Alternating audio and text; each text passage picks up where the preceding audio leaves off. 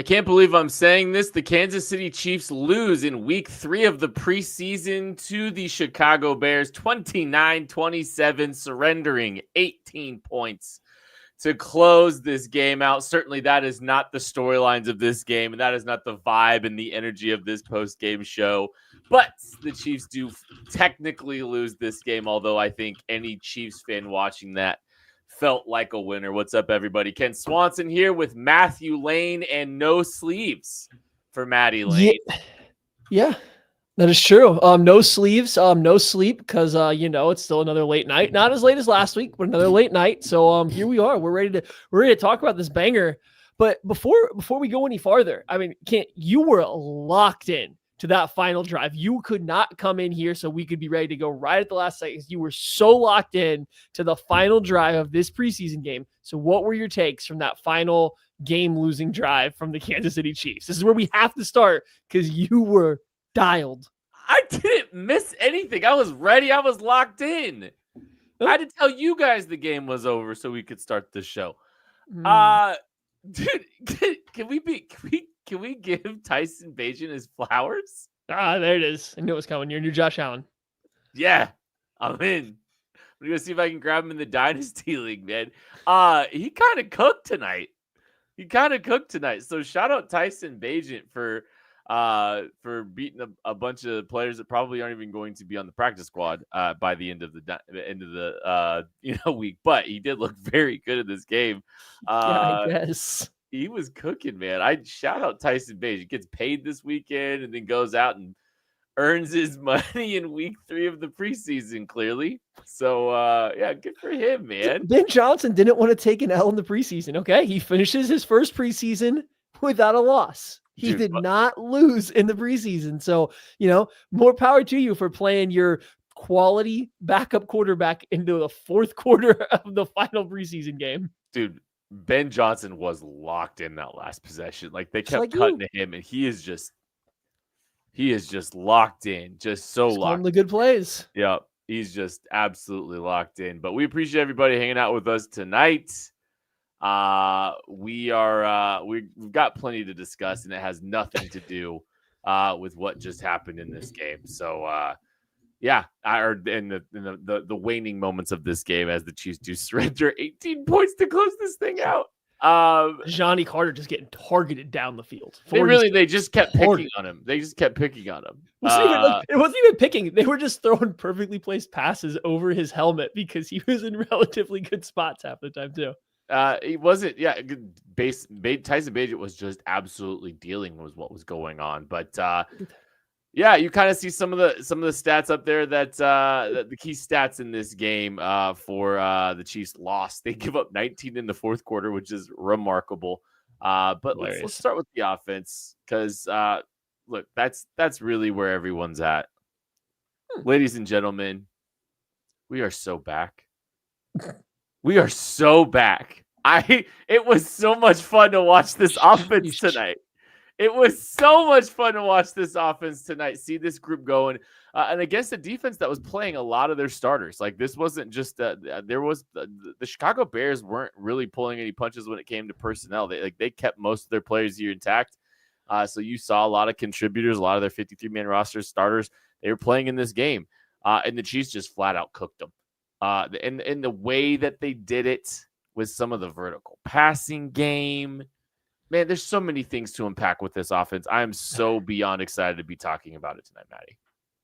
Yeah, I mean, listen, this game was a lot of fun to watch for any game, but a preseason game where we finally got to see the starters, and not only see the starters, but they play a couple different drives in series. So you get a chance for some guys to get into rhythm, and they know they're not getting pulled out as soon as that's over, right? Like as soon as it's one drive, they're done and they're coming out of the game. So you can kind of tell there was like a comfort, and they weren't treating this as like a regular season game, but you can see that there was a little bit more urgency to what even the starters were doing and what they were trying to do. So that was fun to see. And then we saw what that meant when they started to open it up, and the Chiefs were getting into some of these deep play action drops. Some of them were working, some of them weren't. Saw a couple back shoulder tosses out there to Rashee Rice. We got Xavier Worthy gets involved. Like they were doing a little bit of everything, which was a nice change of pace to the first 2 weeks, where even back when the starters played against Arizona, it was a lot of like, okay, how do we how do we just throw out nothing and get out of here, right? Like, how do we just get out of this game and move on? So yeah, this was fun. This was a very fun start to this game. And I mean, I guess you start with Patrick Mahomes, right? I guess that's where we got to start with this one. He was dealing. He was out there. He was looking good. A couple really nice passes downfield. You have the scrambling throw to Juju Smith-Schuster where he kind of throws it across his body, somewhat of a no look. Not a true one, but close to. He was scrambling around out of pressure, had the nice long run. So I kind of thought Mahomes was on one. And if we get this all year, that's going to be a problem for the rest of the NFL.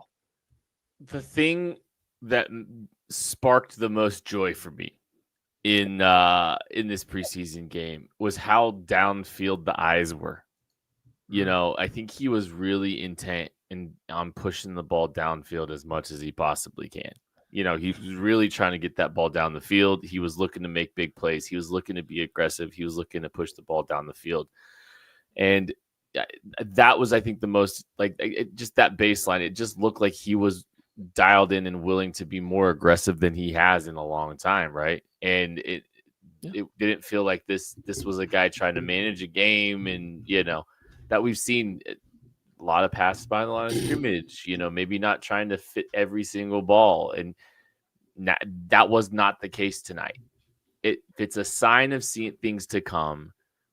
This is going to be an incredibly fun season if Patrick Mahomes continues to try to aggressively push the ball down the field and try to make some plays down the field the way he was. And I mean, look, he finishes averaging 11 yards per attempt. That was that's not normal. Chris Odokin dwarfed that with 16.7 yards per attempt in this game, to be fair. So, but no, that just seeing him be aggressive and see the rewards of that with the ball going down the field, the 58-yard play to Tyquan Thornton, obviously leading that surge there. Man, I had so much fun watching him play today. And it's not like he didn't do these things last year. The vibe just felt different, right? Like, I think that's really what it was. It just felt a lot different than what we've seen over the last season. Things looked different. Things looked more aggressive.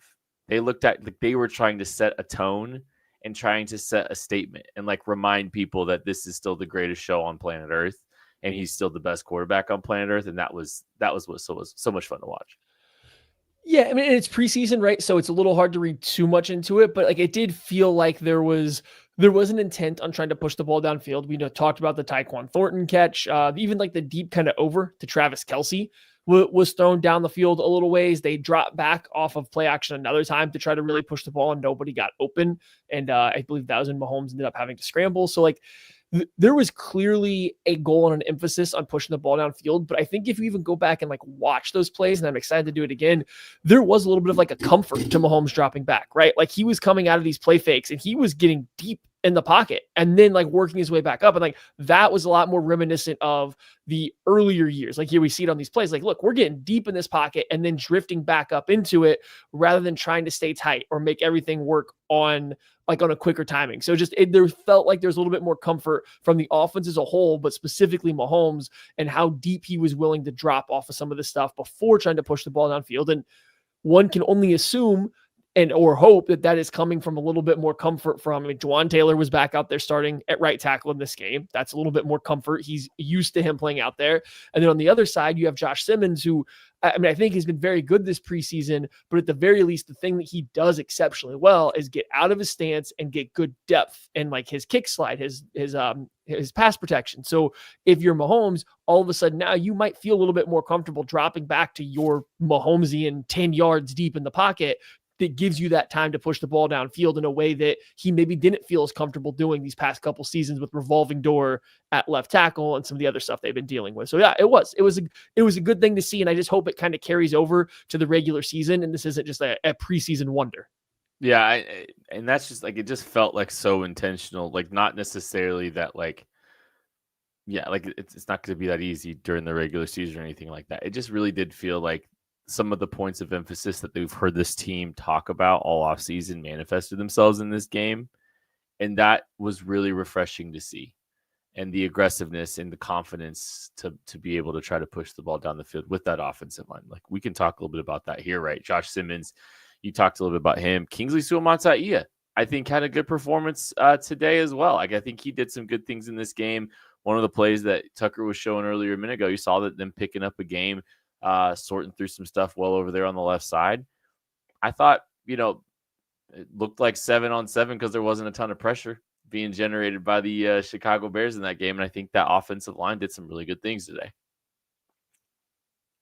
Yeah, I was muted for a second. Yeah, no. I didn't talk. I started. I stopped. I was ready for this. Okay. Yeah, I thought this is one of the better. It's probably the best game the offensive line has played in the preseason, and I'll even push this out to like Simmons too. He looked the same in pass protection as he has, and maybe even a little better. Like, I thought he looked more comfortable getting deep into the pass set and then framing and stuff, and never reaching. He never seemed like he was rushed. He kind of felt like in some of those reps against Seattle, he was getting out and getting to the right spots, and then he almost had like a moment to say, "Oh no, what do I do now? I'm earlier than I need to be," and then he would try to get over aggressive. I didn't see that, at least live. So good by Simmons. I thought he fought harder in the run game, which was big improvement from that Seattle game. And then Kingsley had his best game, I think, as a pass protector. And so far in the preseason, he didn't end up on his back, which is a bonus. He only had 1 or 2 plays where it looked like he really kind of whiffed. And one of them was like a quick pass. And like, so if you're going to miss on a quick pass, as long as you don't get blown right by, you can live with that. So I thought this was his best game there. And you start piling that stuff up. And it's not like the Chicago Bears don't have a solid defensive line, right? Like, they were playing some pretty good defensive linemen out there with Montez Sweat, Gervon Dexter. So like, they were putting guys out there that should be able to provide a little bit of a challenge. And I like what I saw from the Chiefs offensive line, essentially across the entire board. You mentioned it. Kingsley and Josh Simmons pick up this like little stunter game, and it wasn't the best stunt I've ever seen, but they picked it up with absolutely no hesitation. I don't think anybody was blowing assignments or anything in the run game. So this was like the type of game that you want to see at the end of preseason when you're saying, hey, this is the game we're going to go not all out, but try our hardest on as a team. It was nice to see them put their best foot forward for a game like that when it really mattered. Yeah. And I think you saw this team progress a little by little on the offensive line every single week. So that was encouraging to see. And now they're going to have 2 weeks until their game to get ready, to get right, and be ready for that game against the Chargers in Brazil. So talked about a few of the key players on the offense.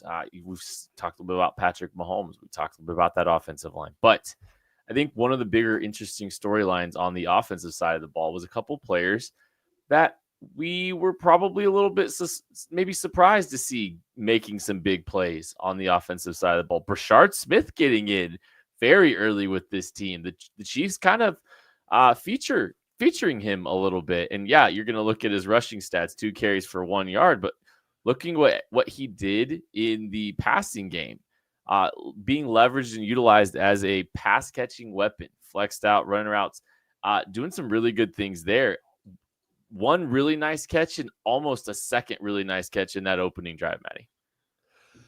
Yeah, it was. He got out there with the first team offense, right? Like, they were still out there. He was out there running some routes, getting some work in it. Like, you get unfortunate, like right off the rip, he has like the little seam route where it gets just off his fingertips, and you're like all of a sudden just a little sinking feeling. Ooh, if that was the opportunity we've been waiting for, right? That was the one chance you've been waiting all preseason for, just like letting him flash something. But then he comes back and he gets Mahomes connects with him on the little read route. Like, it kind of looked like a Texas route, but it was a little more vertical. So I think in Andy's language, that's called a read route, which is a little bit like an option play. But it was a nice route, and he puts a safety on his back. He reads the leverage, breaks it inside instead of outside, or stopping right where he is, like it was a zone play, and he catches the ball. Big play, right? And like, that's the kind of stuff you have him for, because Isaiah Pacheco is not running that route as cleanly.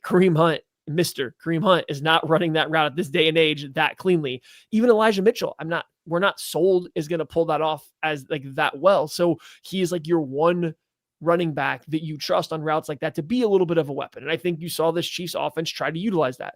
If they're going to push the ball downfield a little more, you're going to create more space underneath. And like, it's awesome to use Rashee Rice or Xavier Worthy or Travis Kelce in those roles. But you can also use Brashard Smith if he is going to be able to get open in the way that he was able to early on in this game. You just got to make sure you're connecting all the way on. So yeah, that was nice to see from him going in. And then like the counterpoint to that is Elijah Mitchell doesn't really get into the game until late in the second half. And so I don't want to read too much into that stuff, but this is the final preseason game. Like, I think that might matter a little bit, that Brashard Smith got all of his reps, or not all, but like a significant portion of his reps with the starters. And Elijah Mitchell was not even like in with the direct backups, but more so creeping in with the third stringers. You heard Brett Veach making comments on the show and saying, like, Brashard Smith really turned the corner the last couple weeks. Like, that's one of the statements he uses about Brashard Smith, and just saying, like, he's really starting to flash the last couple weeks. Chiefs fans, all of us on the outside looking in, haven't exactly been privy to the last 2 weeks, really. There's been some blind spots here in how much we're getting to see of this team here. So, I think him getting in that contained environment sounds like he's been doing some really good things of late, and possibly upping his profile a little bit, giving himself a better chance of being on this team. I think as featured as he was, as early as he was, I think it's a really positive sign for him. There's still some concerns in the run game, but if they feel like if a team's going to treat him like a running back, and they're going to honor him as a running back, you saw the value that he provides, right? Because you can flex him out. You might be able to get him matched up, against a linebacker. You might be able to get a matchup opportunity for him. So, I don't know. It's exciting to see. I'm happy for Brashard Smith. It's good to see that there's a chance that there's a pretty good chance that I think he's making this roster. Very much sounds like he's a lock. And make so many rabbit hole questions about the rest of the roster construction when it comes to the running back room, honestly. But good for him. This is, I think it's exciting to see Brashard Smith getting an opportunity. We're going to take a break. We'll be back with more on this offense right after this. Looking for tickets for your next event? Tickets for Less is your #1 source. Save big on every purchase when you use promo code KCSN at ticketsforless.com. I'm Brett Goodwin, one of the owners of The Learning Tree. The Learning Tree is a neighborhood toy store in Prairie Village, Kansas. This has been here in this location since 2000s, and my husband Alan and I purchased the store in 2023.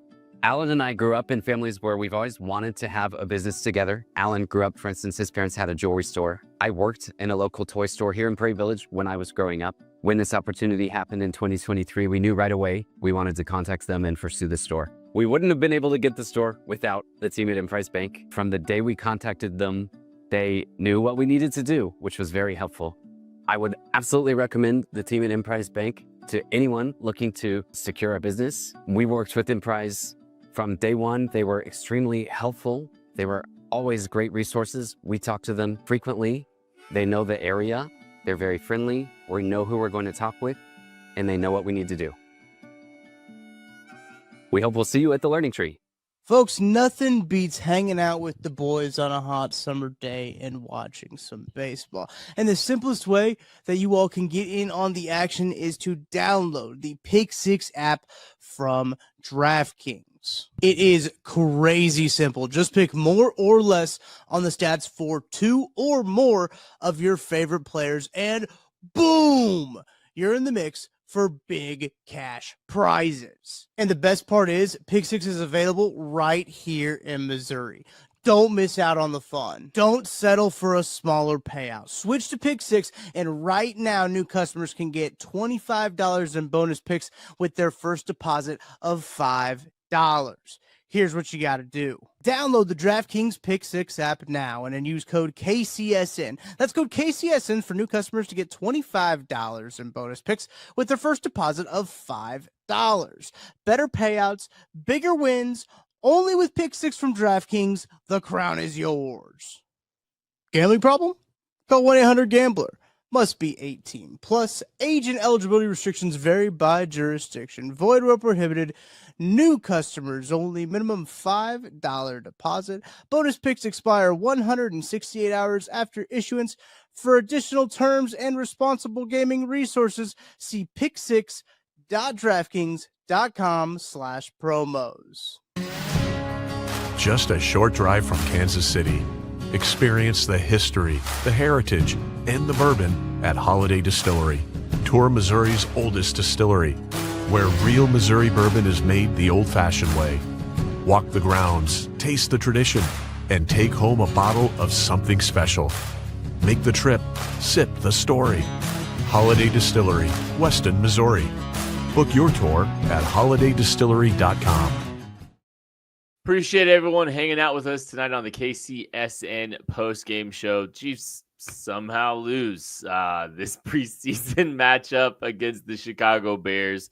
Again, it still doesn't feel, I still walk away feeling pretty good about what we saw tonight. Tyquan Thornton was the other player I wanted to talk a little bit about. 1 catch, 58 yards. It goes from Patrick Mahomes, though. A big play down the field. An explosive play down the field. Really nice job by him making a big play. I think he's in Sharpie at this point. I think Tyquan Thornton is in Sharpie. And frankly, he looks like the guy that got drafted in day 2 of the draft, Maddie. Yeah. And in Sharpie's, it feels pretty well known that he's there, I guess, as where it's at with this. I know Hollywood Brown's injury makes it a little difficult to project out, but Thornton's been playing with the first team offense a lot. He's been one of their main outside wide receivers to go along with Rashee Rice kicking out there sometimes and all the other formations and stuff they do. So it feels like he has a relatively safe role. And then as we've seen a couple times so far in even just the preseason or going through training camp stuff, he's making an impact. He looks like a vertical threat. This is a guy that hasn't always been able to carry strong practices to the football field, when in live games. And again, it's just preseason, but the way he is able to eat up cushion on the outside, the way he's able to stretch the field, vertically. And then we've seen the tracking ability, good enough hands downfield. It seems really easy to not even have to squint and just look at Tyquan Thornton and say, oh, that's the MVS of the 2022 season, right? That guy's going to do the exact same thing that the good version of Kansas City Chiefs, Marquez Valdez-Scantling was able to pull off, because the speed is something that has to be respected. And honestly, he probably is faster on a football field than MVS is, because he doesn't need quite as long to build up to that top speed. And I think you're just going to see, as long as the protection holds up, Mahomes feels confident and comfortable back there, he might really help open up this offense for all these other players who are going to be better utilized underneath or in the intermediate area of the field, because Thornton just has that ability to get downfield. They've touted the vertical speed of Tyquan Thornton several times over the course of the postseason, and it really does feel like he's inserted him well into this roster. And inserting him well into this show is Tucker D. Franklin. Hi, Tuck. Hey, what's going on? How are we? I'm good after.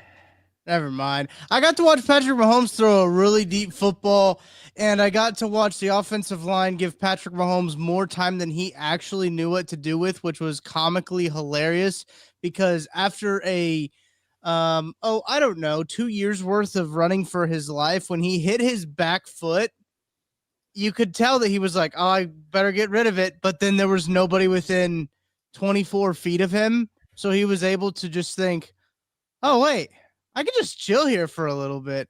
And that was kind of cool to see. When they did that deep shot, I know Jeff Schwartz tweeted about this, where they had, I don't know the technical term, but they had Creed Humphrey basically pop out and just wait for somebody to come, basically right in front of Patrick Mahomes. I thought that was kind of sick, because he had legitimately all day to throw the football. So I'm just really glad that Patrick Mahomes had time in a pocket and navigated a very clean pocket. It was fun. It was fun to see that again. It really was, man. And it feels like it's been a while. Yeah. The stresses weren't there over there on the offensive side of the ball. Isaiah Pacheco looked good, I thought. I think Isaiah Pacheco did some good things in this run game, in the run game as well. Hold on. I'm ready to unleash an Isaiah Pacheco take. Okay. I have had it since the first preseason game that I saw. Actually, maybe even a training camp clip. He's running a little bit more efficiently out there. Okay, the biomechanics of Isaiah Pacheco's running form are no longer as angry. Now you can ask the wall how it feels about that. But the ground is enjoying a little bit of peace. Right? He doesn't seem to be stomping as hard. He looks like he is running more efficiently, and it almost makes him, we'll see. I don't know if it translates. It would theoretically have to translate to being a little bit faster when you're not having to pick your legs up as high and slam them into the ground as hard. He looked on his one run there where he gets outside and break contain. He looked a little bit more like the guy we saw as a rookie, or even going back to Shrine Bowl practice, where the first thing I saw is, oh, that guy can fly a little bit. I don't think he's ever looked that fast the past couple seasons, right? Like he just has not looked like a fast running back. It might be there again. So I don't know. I think Pacheco might not be running quite as angry at the ground anymore. And I think that's probably good for him and the Chiefs moving forward. Him running into that trash can was pretty scary. I'm not going to lie, though. Like, that didn't look good. The optics were not looking good. Yeah, not good for the trash can. I didn't say anything about his vision, buddy. I said that he is running more efficiently. Okay, and by running, I don't mean like running the football. I mean actively just running, like his biomechanics. It's probably the stomps. Mary's asking where Jalen Royals was in this game. He actually had to miss this game due to injury. Knee tendonitis, I believe, is what it was. It doesn't sound great. Well, tendonitis. Everybody got tendonitis. Everybody's got tendonitis. Just a little overusage, you know. Maddie's got a tendonitis for benching too much. Speaking of benching too much, Matt McMullen tweets, best news, you can ask for a preseason finale. No injuries to report per Coach Andy Reid, so no extra injuries. That's the trash can. That's a great point. That's always a big thing, especially considering, you know, the Chiefs modify their approach a little bit to how they handle the 3 postseason games. And, you know, they decide, hey, we're going to play these guys. We're going to play these. I think it's funny because, like, the Chiefs go out on offense. They score a touchdown. They look great. And then it's like, oh, we're getting Patrick Mahomes is back on the field. It's like, oh, okay. All right. Yeah. 2 possessions. If Kareem Hunt is just 29 years old, I think there's a chance that, like, he catches that ball. But you know, like, they look great again. And then it's like, oh, we're getting a 3rd possession of this offense. Heck yeah, buddy. We're getting 3 possessions. We're getting 17 points, an insurmountable amount of points for the backups for the Chiefs. You know, just insurmountable. Sure. And, you know, but it was fun to they kept coming back out. Like they just kept coming. I was like, all right, sweet, let's go. But yeah, like the fact they get out of there with injury, they change all their plans, they modify how they're gonna do the schedule, and then they get out of Dodge without any issues. Like that's tremendous news. Like they already had, you know, a decent amount of injuries for week 3 of a preseason game. Like they already had enough people out that was a little bit concerning, and so it was good to get out of there scot-free. Anything else big on the first team offense, gentlemen? Well, I mean, did you guys really even hit on? I know you talked about like Patrick Mahomes a lot, but did you, even talk about like, you know, the offensive line? Yeah. Okay. Sorry, I was making graphics, and I was trying to make these great visuals for you guys. But you guys didn't talk about, Juwan Taylor playing in the game. I mentioned it. I mentioned that he was out there, and I think it played a part in Mahomes like that, and then Simmons being like his left tackle being a little bit more like allowing Mahomes to feel more comfortable. He has the right tackle that he knows starting instead of Jalen Moore, who's been fine. I want to be very clear. Jalen Moore has not been any kind of problem, but you have Juwan Taylor, who Mahomes is now used to having over there, is playing over there.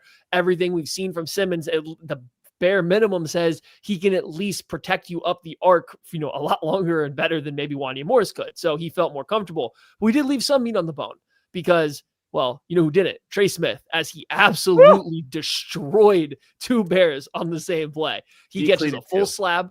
He catches a full slab. I know it's not a block in the back. You don't get a block in the back in the pocket. And then he catches somebody else as Mahomes tries to scramble away. It's not quite as clean, but he still puts him down on his back. It's awesome. We'd love to see that from Trey Smith. And there was like a run play a couple plays before where he came across the entire formation and just cleared out the entire O-line as well. I'll always say it.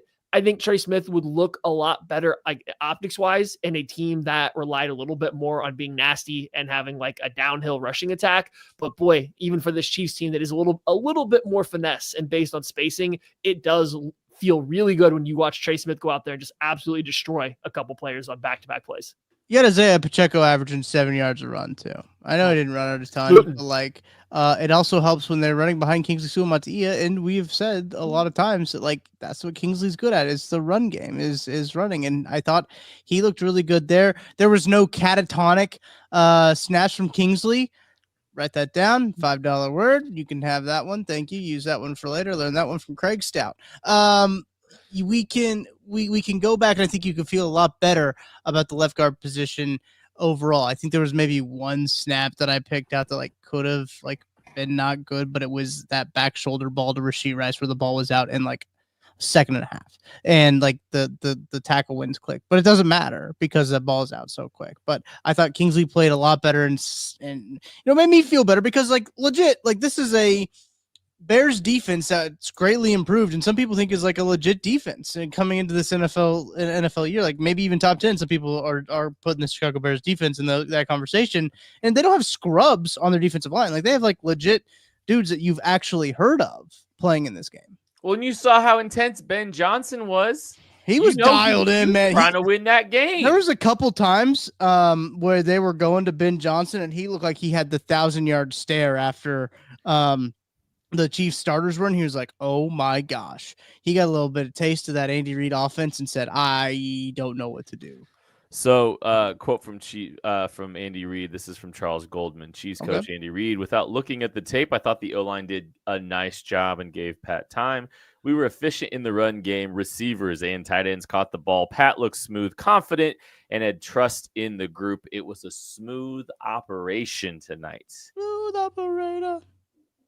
Smooth operator. Good news is we're not going to hit for copyright because that was not even close to what a real song sounds like. All part of the plan. Yeah. Anything else with the first team offense, gentlemen? First team offense. No. I mean, I feel like we're pretty tapped out on the first team offense. I mean, Big Bob played with the first team offense, and he was in there blocking. As Big Bob does. He's being Big Bob in there. So shout out to Big Bob getting in there. Lock, write him down in Sharpie, I think. I think you can write Big Bob down in Sharpie. I know we're going to have a lot of time to talk about like roster stuff. I mean, you guys will have a whole show, right, on Monday about probably a roster projection. But like the math feels, especially after the Sky Moore trade. I mean, I don't know if it really dictated a whole lot, truthfully. But the math, I think, on the offensive side of the ball is starting to become a little bit more clear after this game. I don't know about that. Really? I keep adding all these receivers together, and then I keep trying to add all these running backs together, and then I keep trying to add all these tight ends together because we're hearing Trent Graydon say, "Oh, they're keeping 4 tight ends." I don't know how you're keeping 4 tight ends. How many offensive line? We know one thing: the podcast math is one of Kent's Achilles' heels. No, Maddie trying to make people do head math. Is one so anywho, we got this awesome super chat kind of related to roster construction and wide receiver rooms from Anonymous Mango. Nico Armia reps with Mahomes and Minshew felt very telling of his roster standing. I mean, yes, in a way, but I also don't think Nico Remigio's roster standing was in that much question, I guess, to me. I think it's been pretty clear he is Dave Toub's preferred return man. And that's going to put him on the 53-man roster. So if you're Andy Reid and Matt Nagy and so on, like, yeah, you're going to work him in there every now and then with the first and second team because he's going to be around in case there's injuries. But like, I don't feel like Remigio's making this roster for his offensive contributions. It's because he is Dave Toub's most trusted, and he's probably their best return man that we've seen, right now. So yeah, I mean, I don't know if you guys feel any differently, but I feel like he's pretty safely also on this roster at this point. I would agree. And that's why I think things get really interesting. Because now you're looking at that's probably 7 receivers. Because I think Tyquan's safe, Remigio's safe, unless something's happening to Royals and but even then, like, I mean, you're not putting him on season ending. I would be surprised if it's a season ender. Tendonitis isn't a season ender. So that's 7 receivers. Probably 9 offensive linemen, I'm guessing now. I mean, we got a lot of time. So last year they kept 1 extra offensive player. I wonder if they do the same thing where they keep an extra offensive player. Because of Remigio's special team standings. I think there's a chance that could happen. I think safety there might be 4 safeties on the roster. Like, I think that's pretty. There's your answer. It might be offensive heavy this year, but there's a lot of players that are earning it. This from Patrick Mahomes. It's cliche, but when the offensive line blocks like that, it gets the offense going. Yeah, I would say. I think Patrick Mahomes. I think Patrick Mahomes is uniquely positioned to be able to make that statement. That's what I think. When I'm not having to yell at my left tackle for getting beat by the same move the 13th time and a half, it allows the offense to go. Weird how that works. Yeah. No, I mean, I think we've pretty thoroughly covered the offense. Craig's not here to yell at us to cover the defense yet, but like any other quick offensive takes before we move over to the real side of the ball? Not with the first team. No, any team, Kent. You know, yeah. Yeah, I do. If we're gonna Jalen Moore, I think is continuing to look pretty good over there. Good on Jalen Moore over there on the right side. I think I think Kingsley's firmly entrenched himself as the guard at the left guard, and having Jawan Taylor, who's already played left tackle in the National Football League, continue to get reps over on the right side in case something does happen to Jawan Taylor's knee, and also. Jalen Moore might be the right tackle in 2026. Mm-hmm. Like, just remember that the Chiefs might have got their right tackle in 2026 and insurance in 2025 by doing what they did for Jalen Moore, and he's looked completely comfortable over there on the right side. So I think that's great news for the Chiefs and great news for their outlook from a roster construction perspective in 2026 as well. So, what is so funny, Maddie? Oh, nothing. Nothing. There's nothing. There's nothing funny at all. It's very serious. Nothing. I think it's funny that they kept Tyson Bagent in this game for so gosh darn long. I want that. He just made $10 million this week, and they said, you know what, Tyson, you're winning this football game for us. We're not paying you for nothing. You got to get out there. You got to make that money, and we're not losing to the Kansas City Chiefs as they have their six stringers in there. I need you, Tyson Bagent, the guy who is making $10 million to be a backup quarterback, to come in here and be our savior for the Chicago Bears. So, good question here coming up, by the way. Quarterback controversy in Chicago. I mean, listen, people are starting to wonder. I'm wondering. The streets are having the conversation. I haven't seen Caleb Williams do that. Caleb Williams did not look good against the ones. I want to put that out there. I don't know if he looked real quick. His touchdown drive was he took a terrible sack. That's all we need to talk about. A bad sack. So anyway, Jalen Moore. Yeah, I agree. Jalen Moore's looked solid. He continued to look solid all preseason. I find the most interesting thing about this is that he has pretty much only played right tackle for the vast majority of snaps. He has not been inserted at left guard, even with the second team.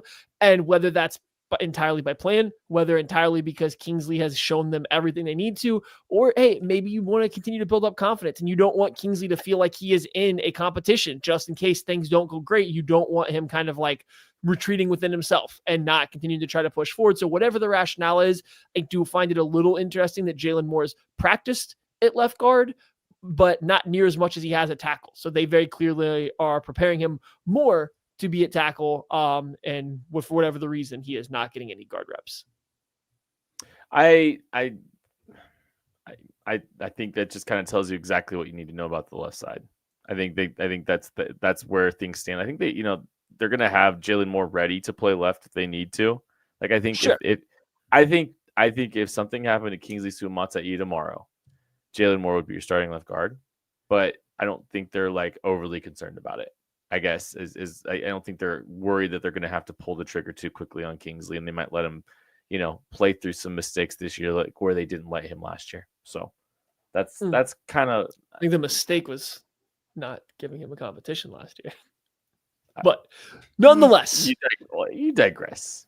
Nonetheless, let's go to the defensive side of the ball. Hey, First team defense looked pretty good out there, especially after last week and watching the not first team defense look very poor against the Seattle Seahawks. So Chris Jones, dominant as ever. Check, right? Yay, nay. Oh, no, I agree. What I was also impressive, I mean, Chris Jones is just Chris Jones at this point, right? Like he got out there against a much improved Bears offensive line too. By the way, they spent a lot of money and a lot of capital against that to kind of build up their offensive line for the Chicago Bears. And he does what Chris Jones does. He looks good. But what also Chris Jones does is he takes attention away from blocking other defensive linemen. And I really thought as a whole that defensive line played great and like in sync with each other. Jerry Tillery had some really good reps early on in that game. I thought that Charles Minihue had some good reps. I thought George Karlaftis had some really great reps. Like that whole, and when I saw Jerry Tillery out there with Chris Jones and I got to see all of it together, you say, oh, okay, I see the vision now. When you see it in a vacuum, you're just like, Jerry Tillery, man, he's out there he's playing deep in this game. He's out there with Chris Jones, looks a whole lot different. And I think that that's kind of the point. You saw at one point, Chris Jones, like they're playing 3 down. They're in a 3-down look. Chris Jones is lined up over the right tackle. They had Charles Omenihu on the nose over the center, or just directly over the center. He bull rushed the center, and it looked pretty good. Yeah. Collapsed the pocket, like that was like those are the things you want. Like one of the things that we all talked about is wanting to see the pass rush, right? We wanted to see some good things from the pass rush. We wanted to see them grow, and we really, like we hadn't seen much from them the first couple of weeks, and here we go. We turn around week 3. I think it does look better. I think you start to see, some guys getting home a little bit. You starting to see the contain rush a little bit more. That sack that Caleb Williams took, they just slowly boxed him in, and he tried to hang in there, and good things happened for the Chiefs there. I think there's some coverage sacks and some coverage pressure too, right? Like things looked less disjointed in this game. Yeah. In week 3, I think top down defense looked less disjointed than it had the last couple weeks.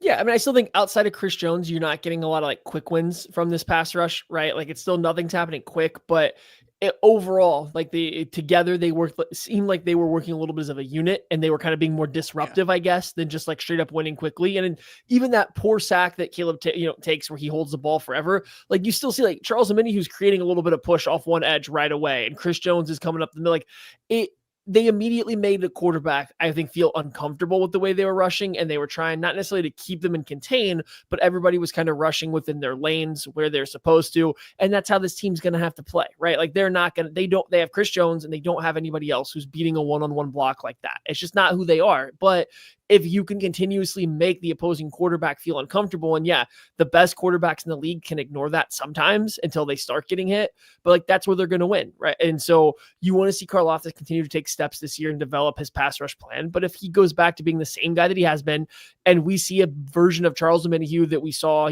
his first year with Kansas City, especially that playoff run, or even what he played with the 49ers before coming over, those 3 guys together, along with whatever else you're dropping in from the rest of the team, I think could be enough. And I think Omenihu had a couple nice rushes today. I'm glad that Tucker mentioned Jerry Tillery again, because he's been solid, I think, all preseason. He's probably been like the most consistent performer. He's not been great or like overly flashy, but you can see him have a couple plays versus the pass rush, a couple plays as a run defender, a couple plays where he shows off his athleticism, a couple plays where you can see that he's actually added a little bit of weight from last year and can hold up a little better versus the run. So I think he's going to end up being a useful player for them. And I think you just saw all these guys show what they can do in the best case scenario throughout this game. And it wasn't great as a pass rush, but that was pretty good. One of the players that we got to see a lot more of in this game that, it was Christian Fulton, and getting an opportunity to see him play a little bit, kind of on the Jalen Watson route, where they used this week 3 as an opportunity to give him a chance to kind of catch up a little bit, where, Jalen Watson played a lot of reps in that final preseason game last year. And it was just because he had such an absence during training camp and the preseason. And Christian Fulton definitely looked like he needed that. Like he definitely looked like he needed that week 3 game. He needed tonight to just try to help get himself in shape a little bit to, just to be ready for week 1 and be ready to hit the ground running against his former team. It was funny. I made the comment, like we were texting each other, like Christian Fulton was like on the ground a lot for like an entire possession. Like it was just, he kept falling down. He was tired. Buddy was tired. He was definitely feeling a little bit, but also like I think he still did some good things. Like like I remember last time against Jalen Watson, like it was it was rough. Like to the point where we were all like, oh man, he does not look ready. There's still 2 weeks to go, but there's a little bit worth being nervous about there. And like he wound up playing fantastic that season. Fulton, I think, he acquitted himself. Pretty well against coverage, did some good things there. Looked great tackling out in the flats. Like this, continues to hit well and be a physical tackler. I think that was like a hallmark. Is like you see this group, like they should be able to tackle well out on the outside at the cornerback spot. Did some really good things there. Maddie, what do you think about Christian Fulton? Yeah, I mean, I thought he looked like a guy playing in his first game of the year, and he was tired. He was sucking wind, and when you get that tired, your technique is definitely going to wane. There's going to be some ups and downs in it as you go. So I think you got to be a little careful trying to nitpick what he did early in the game when the starters were playing. I thought he looked fine. There was no glaring issues you saw from him, and as the game went on, you saw his willingness to be physical when he had to be. So yeah, I think you got all the boxes checked from Fulton that you wanted to see as a Chiefs fan, especially if you are hoping that he becomes this kind of corner 3 that can allow Trent McDuffie to move back into the slot a little bit more frequently if they want to, or whatever it may be. So I think we are at least now finally on that trajectory, right? We haven't been that point yet because he hadn't been practicing. We hadn't seen him play. We are finally on that trajectory now. And I don't think he showed us anything to say that we should think he's not going to be there. So we'll see. We'll see what happens as he gets healthier and keeps going. Yeah, I think I got tired. Thought he did pretty good. There was a couple communication things on like a couple back-to-back plays where it's hard to tell if it was on him or not on him. It's typically, when you start to see a couple plays and they always involve the same guy, especially if it's a new player, it's probably they're involved somehow, but one of them looked like more like the slot corner didn't reroute the guy he was supposed to, rather than Fulton didn't drop back into his zone. There was the switch on the touchdown to Rome Odunze where Fulton went ahead and switched on the switch release. Hicks did not, and they ended up leaving Odunze wide open because they both went with the tight end out to the flat, I believe it was. The red zone play. Yeah. Mm-hmm. Yeah. So yeah, there was little things like I'm not saying he was wrong. I don't know if he was wrong, but there was two plays with a miscommunication kind of back to back. It felt like, and he was around both of them. So we just have to iron out if that's on him or somebody else. Yeah, we probably won't have a good pulse on that ever. But I mean, yeah, I think other than that, like there were a lot of good things. There's some bright spots there. That play in the back line that he makes there, that was really good. It was just funny to watch him on the ground a couple times. Like it made me laugh, but he looked good. Listen, he was getting pass rush from Malik Herring and Nate Matlack at the time. Okay. Like there was no pass rush. He was covering for 8 seconds. Olathe the stand up. Nate Matlack's in the building, man. Over on the defensive end position though, Ashton Gelati, I think, had his best game today. Since we've seen him in the small sample size of preseason games and reps that we've had, I think Ashton Gelati had his best performance. He was an absolute wrecking ball run and pass against the Bears second team. I think it's Benedict was the Bears tackle. So like I don't even know. Yeah, I don't even know if he's making that roster. It was Theo Benedict. It was you're correct. Yeah, Theo Benedict. They smoked him. And Ashton Gelati was the unblocked play was fun and all that stuff, but every play after that, he was absolutely eaten, and he was wrecking that game for that possession, and that's good to see. Like, you just want to see Ashton Gelati take steps. I thought this was a step in the right direction. Speaking of eating, it sounds like we're gonna get some sounds from the Chiefs locker room here. Here in a little bit, we got some Trey Smith, some Brashard Smith. We might have some fun stuff coming up here for you guys a little bit if you're staying around here as we continue to talk about the Chiefs. Unfortunate, I guess, last second loss to the Chicago Bears in this preseason game. It was nice to see Big Lotto really start to flash, especially that drive to start the third quarter where every single play, run or pass, he was absolutely destroying this poor left tackle who, for the Bears' sake, for Caleb Williams' sake, for whoever's sake, I hope isn't really planned on playing because it was bad. It was every single play over and over again. So like you like seeing that from Gelati. I thought he got some reps in the first half where he just still seemed a little too out of control. Right. Like he just still seemed like he was going out there and just kind of like going 110 miles an hour to wherever that took him. And so he's got to continue to still rein it in. But he's kind of like a litmus test, right? Like if there's a blocker that is unable to contain somebody of his physical level, like his athletic profile, he is going to beat them time and time and time again because his effort and like energy is never going to stop. And I think that's what you saw. And that's not a bad thing for a guy drafted where he was. There's still a developmental arc that you're excited about. And it was good to see that pan out, like pay off a little bit, just to translate to beating starters or being a significant like role player. I do think he has to still work on controlling and aiming that chaotic energy in the right place all the times. For sure. And like, that'll take some time, and like, he'll continue to, he's got the mentality to want to help. He's got the mentality to want to do the right thing. And like, I think that's a good complementary player that you can, like, as he develops, like, I think that'll play well with the totality of this room, the totality of this pass rush. They just got to keep, coming along here with him. But I think he did some really good things today, and like that was just what you want to see. You just want to see growth, and you want to see this team play with more energy and just play better and give you something to be excited about. Like you said, it like this week, there wasn't a lot to be excited about over the course of the preseason to this point, and this whole game was over on the linebacker spot. I thought the young linebackers acquitted themselves pretty well today. I thought Jeffrey Bassett did pretty good. I thought Cooper McDonald did pretty good. I think both of those young linebackers did some really good things for different reasons, right? Like Bass is like still like he's like definitely a space player, not as like strong at the point of attack as you'd like to see. Still definitely a chase player that's probably best suited as like a will coverage sub package player. But the limited snaps you saw him, like I thought he did some really good things on the defensive side of the ball. And then Cooper McDonald, like it's weird, right? Because I don't think it's hard to make assumptions about how this team is going to utilize their linebackers underneath their starting group, right? And who's got the leg up on special teams, because special teams is so crucial for all these guys. And you hear the way that Dave Toub talks about Jack Cochran and Cam Jones.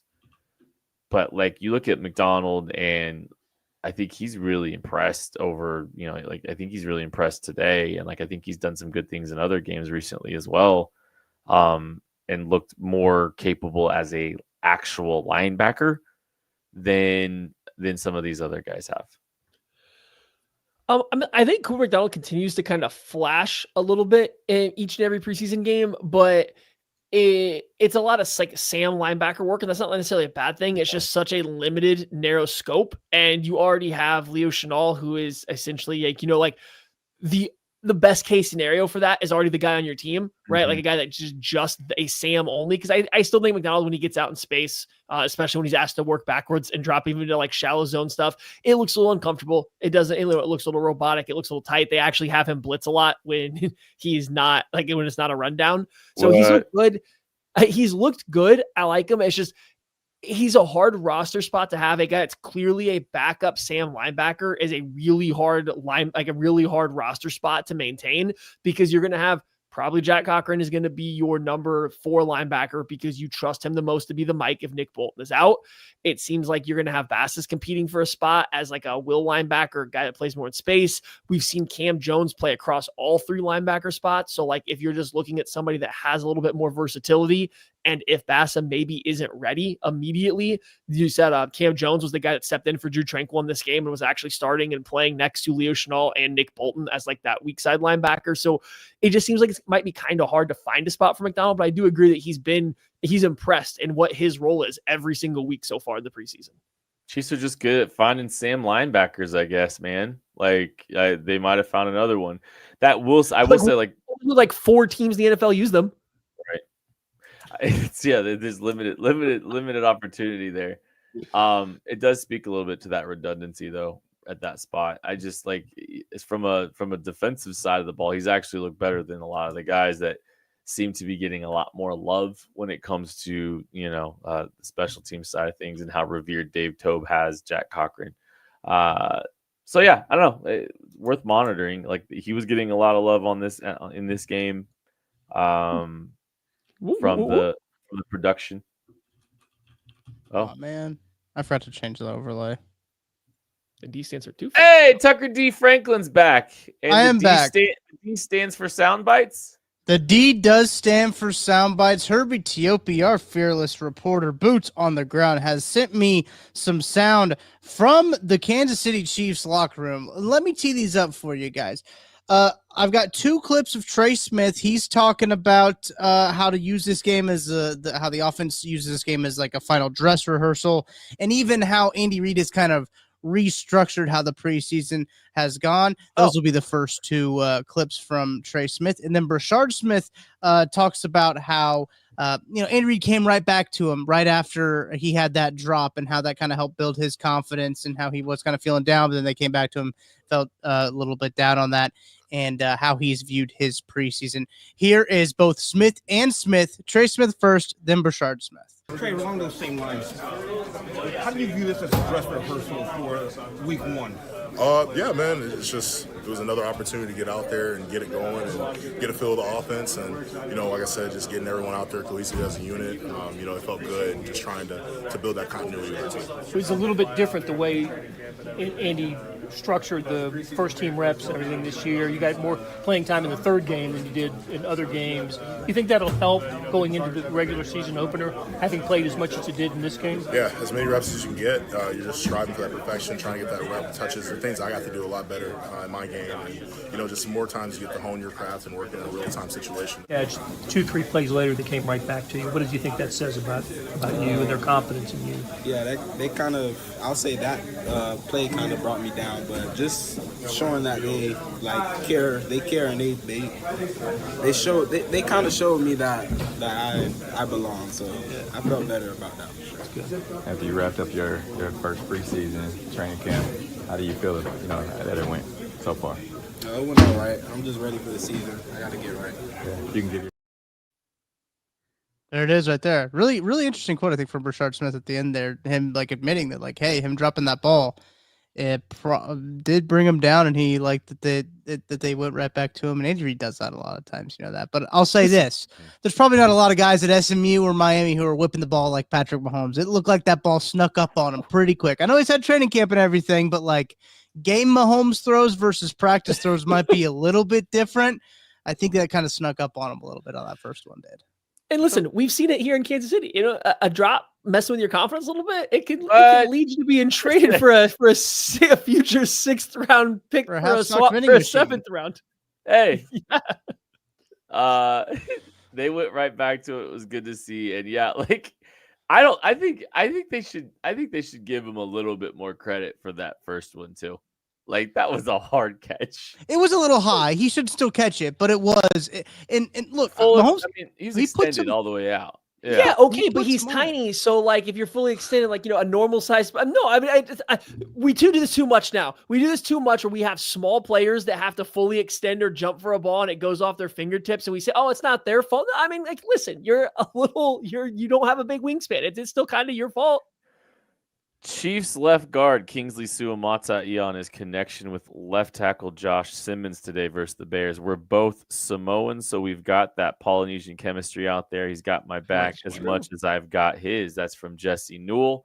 That was interesting too. I kind of forgot about that, but yeah, that's cool. That's cool. And I hope that battery works out, man, because that would be in the best interest of the Chiefs long term. By the way, check out all this sound that these sounds that you're going to be getting from KC Sports Network. You're going to be getting directly from the locker room as they're happening. Herbie Teope, boots on the ground. And so we are going to have we're going to have some clips available on KC Sports Network's post-game show. So I think that's a fun little thing to have. I should have it on the end of every show. So yeah, make sure you're checking everything out. Hit that like button, hit that subscribe button if you wouldn't mind, so you can stay in touch with everything that we got going on here at KC Sports Network. The only other thing I really had on my note sheet here, Josh Williams playing deep into the fourth quarter. And I know I know that this has been the trend. I know this is the thing that has been happening even into other games here. It's still jarring. It's still surprising that he's still there was half of the deep into the fourth quarter. do we think that he's here in a week? Do we think he's getting traded? Or is it just kind of, I mean, like, I don't know, man. Like, what do we think here? Do we think I think he's it's on the roster? You got to set the table. You got to set the table a little bit better here, right? Like, it wasn't that he played deep into the fourth quarter. He didn't play until deep into the fourth quarter, That's true. and then played 2 drives, right? Right. The student was, if he didn't play at all, I would have just said, oh, the Chiefs are going to probably keep him, and they just wanted to get young guys a chance to showcase what they can do for other teams. But the fact that you wait until the fourth quarter and then run Joshua Williams out there for like 2 essentially whole drives, I don't know. That doesn't sound like doesn't sound like the goal was to just not hide him, but like, he doesn't need the reps. We're going to let all these young guys get the reps because they played him. And then you just waited till that point. So I don't know. I've been a little low on my odds of him making the roster for a while now. And I feel pretty low about it right now, especially the way this game played out. The issue I run into is who am I putting in place of him? I'm having a hard time coming up with 10 defensive backs that are like definitely better. And so that's where it gets a little bit tricky. Are they keeping 5 true corners? And then Wow. You're going to find 5 safeties on this team? It's probably No. 6 and Are 4 they- is what I think, they and they're keep- probably keeping Chris Roll and Wallace instead. well, Right. they could keep. I get to 9, and I get to 9. I could get to 9 without Josh Williams easily. Yeah, 9 without Josh Williams. That's what I'm saying. Are they not keeping 10? And maybe they would not keep 10. Maybe but they're only keeping 9. with That's what I Fulton wonder. and Watson's injury history, you want to do that route? Not exactly, but Okay. I also don't want Josh Williams only playing in the fourth quarter. So, like, what are we doing? No, I know. That's what I'm saying. I don't think. saving him. I think we're trending towards him. Not. It's just, especially without having, and not that Deion Bush was a lock by any means, but between Deion Bush and Mike Edwards, neither one of them. I mean, maybe Mike Edwards is still an option here, but like, he didn't look great when we've seen him. Deion Bush is obviously hurt. You're just kind of running out of bodies to say, oh, I can have a clear path over Josh Williams. Like you said, it's almost, we'd rather just keep 9 than Joshua. We'd rather keep a nobody than keep Josh Williams. And that sounds a lot worse than wanting to keep a body. I can get to 6 corners pretty easily without Josh Williams. I just went and I looked at it. If you keep Trent McDuffie, Christian Fulton, Jalen Watson, your top 3, right? You're keeping Knoll, obviously. Now this is Nazi non-injury withstanding, right? Sure. Yeah. That's Nazi at 5, and then Chris Roll and Wallace at 6. So Right, Chris but then Wallace has you're- been it playing comes down to- safety. But and then it comes down to Mike Edwards or Joshua Williams. Like, I don't know if I can, in good faith right now, make the Mike Edwards over Joshua Williams. I can't. I don't think Mike Edwards. I think Mike Edwards could get released and signed to the practice squad, and then if they need to sign him to the 53-man roster after some injuries or after some suspension stuff, get him back on the roster without any problem. I think he's the new Deion Bush. Like, I think This sounds like a great conversation to have all week. I think so too. And we will be having these conversations as we prepare for cut down day for the Kansas City Chiefs next week. Make sure you're checking everything else that we have going on at KC Sports Network. We are going to be loaded up with all kind of great content, even rolling out this weekend too. So make sure you're checking everything out. That is going to do it for this KCSN post game show. The preseason's over. We have achieved the It's our preseason. preseason too. Yes, it is. Can't close this show cleanly. We love you. We appreciate you. We'll catch you later. And we're undefeated, like the Chiefs, Defeated. who lost it down the stretch.